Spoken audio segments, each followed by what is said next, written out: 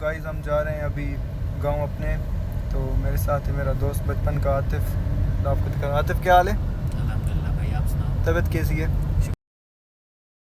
यार गाइस इधर जो है ना बिरयानी मिलती है, बहुत ही अच्छी होती है। तो हम लेके जाएंगे गांव, उधर जाके खाएंगे फिर। आज का मौसम बहुत ही प्यारा था गाइस। देखो आप लोग, ये हमारा गांव आ गया है। आज बारिश भी हुई थी तो इसीलिए हमने सोचा जाते हैं। तो कब्रिस्तान जाएंगे हम। कहते हैं ना, बारिश हो तो फिर जाया करें लोग। जब भी हो ना बारिश तो आप लोग भी जाया करें अपने बड़ों के पास, क्योंकि जब बारिशें होती थी तो मुझे भी अपना अबू नहीं निकलने देता था बाहर। तो अब तो अबू नहीं रहे।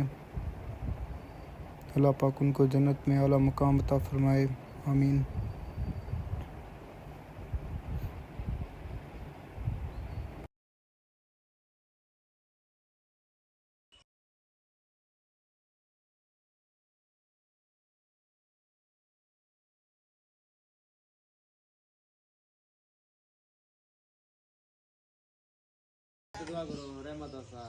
आमीन आमीन।